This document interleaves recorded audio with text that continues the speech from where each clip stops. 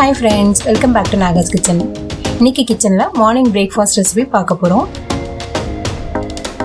உடல் எடை குறைவதற்கும் இரும்பு சத்து மற்றும் கால்சியம் அதிகப்படியான அளவுல கிடைக்கிறதுக்கும் உடல் சோர்வு நீங்குவதற்கும் வாரத்துல 2 நாள் மார்னிங் பிரேக்ஃபாஸ்டா இதை ப்ரிப்பேர் பண்ணி சாப்பிடலாம்.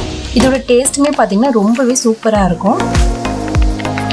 வாங்க ரெசிபி எப்படி பண்றதுன்றத பார்க்கலாம்.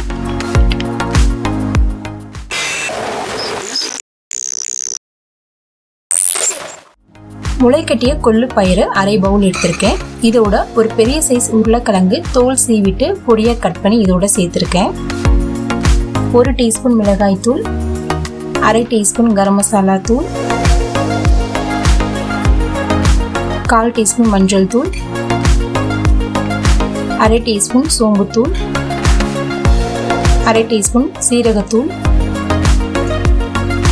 பயிறுன்றதுனால கொஞ்சமா பெருங்காயத்தூள் சேர்த்துட்டு இதுக்கு தேவையான உப்பு சேர்த்துட்டு அரை டீஸ்பூன் இஞ்சி பூண்டு பேஸ்ட் சேர்த்துட்டு பயிர் வேகிறதுக்கு தேவையான அளவு தண்ணீர் சேர்த்து ஒரு 8ல இருந்து 10 விசில் இப்போ நம்ம விட்டு எடுத்துக்கச்சு. இந்த பயிரும் உருளைக்கிழங்கு பார்த்தீங்கன்னா நல்லாவே வெந்திருக்கு.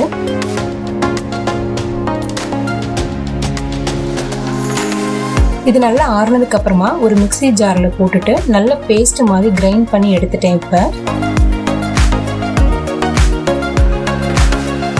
இன்னைக்கு பார்த்தீங்கன்னா 6 சப்பாத்தி கிடைக்கிற அளவுக்கு மாவு எடுத்து கொஞ்சமாக உப்பு சேர்த்துட்டு நம்ம அரைச்சி வச்ச பேஸ்ட்டை அதோட சேர்த்தாச்சு. இப்போ இதை நல்லா பிசைஞ்சு விட்டுக்கலாம்.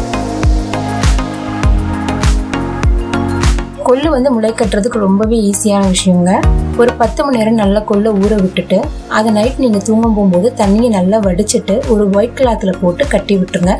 மார்னிங் லைட்டாக தான் அது முளை விட்டுருக்கோம். அதை அப்படியே ஒரு பிளாஸ்டிக் பாக்ஸில் போட்டு ஃப்ரிட்ஜில் வச்சுருங்க. அதுக்கு அடுத்த நாள் காலையில் பார்த்தீங்கன்னா நல்லாவே கொள்ளு பெருசு பெருசாக முளை கட்டியிருக்கும்.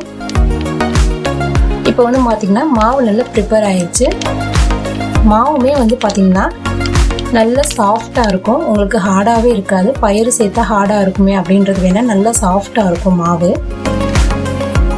இதில் கொள்ளு ஒரு மாதிரியான துவர்ப்பு சுவை இருக்கும். இந்த மாதிரி ப்ரிப்பேர் பண்ணி நம்ம சாப்பிட்றதுனால அந்த துவர்ப்பு சுவை சுத்தமாகவே சப்பாத்தியில் தெரியாது. பசங்களும் ரொம்பவே விரும்பி சாப்பிடுவாங்க.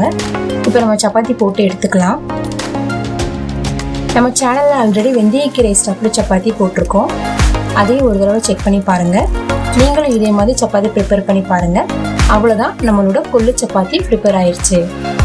ஓகே ஃப்ரெண்ட்ஸ், இன்றைக்கி நம்ம சேனலில் உங்களோட ஷேர் பண்ணிக்கிட்டு இந்த வீடியோ உங்களுக்கு பிடிச்சிருக்குன்னு நான் நினைக்கிறேன். இந்த வீடியோ உங்களுக்கு பிடிச்சிருந்தா நம்ம சேனலுக்கு ஒரு லைக் போடுங்க, உங்கள் ஃப்ரெண்ட்ஸோட ஷேர் பண்ணிக்கோங்க. மறந்துடாமல் நம்ம சேனலை சப்ஸ்கிரைப் பண்ணிக்கோங்க. தேங்க்யூ.